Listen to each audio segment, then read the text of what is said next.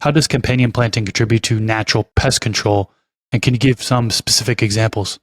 Yeah, yeah. Also, I'll try to touch on like some of the ones that like are a little more easily accessible to a lot of us, and some things that we're pretty familiar with, and you could probably grow it in whatever zone you're in.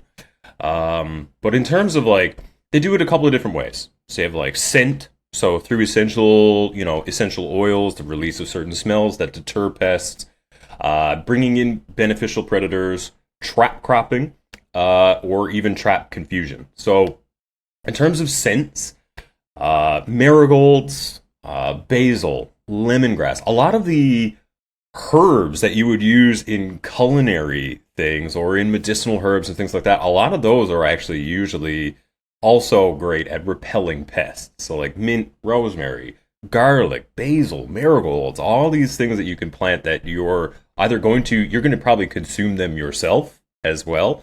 They're also very good at deterring pests. So a lot of them release their essential oils, like basil, fantastic. Marigolds would probably be the one that a lot of people would associate with companion planting. You'll see that indoors and outdoors.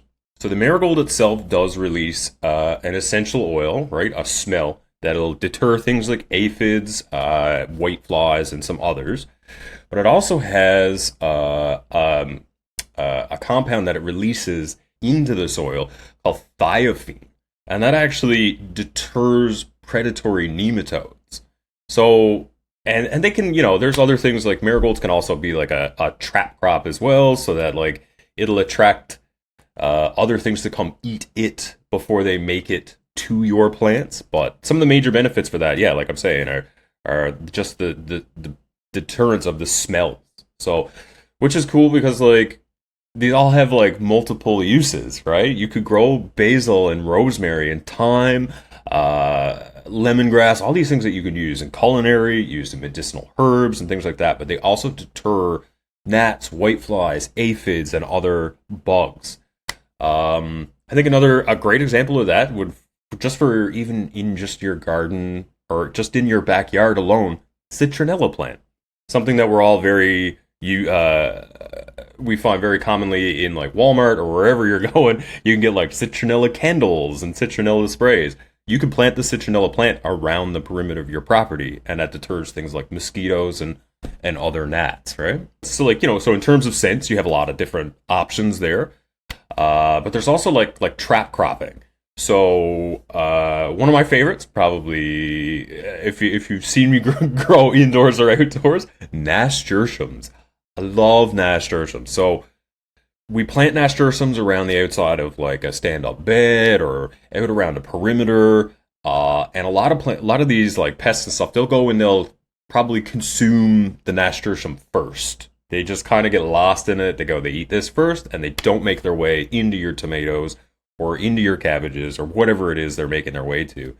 That's probably one of my favorites because you can eat the entire thing, right? You can eat the leaves, you can eat the stems, you can eat the flower, plus it's trapping other ones, and they kind of make a home there first before they ever make their way into your precious crops, right? So, plus they're pretty. And they make a great ground cover, right? They have a lot of extra, like, kind of uses.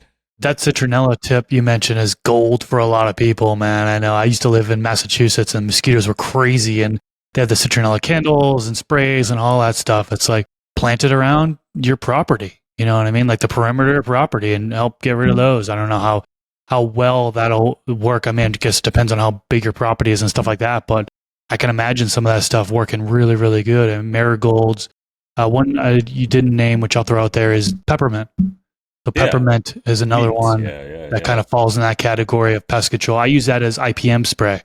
So essential oil, mix it with water and surfactant, and spraying that on the plants, around the plants, the soil, stuff like that, once a week, well, every other week, kind of rotating sprays. Rosemary you mentioned, and yeah, so there are a ton of different things like that that are going to help with pest control, and I'm glad you got into them.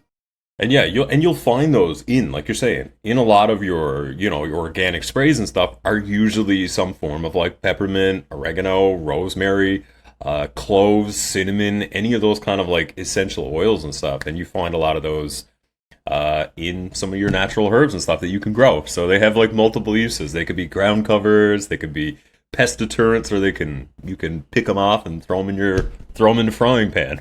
So This clip is brought to you by AC Infinity. Use discount code MrGrowIt15 to save on any of their products.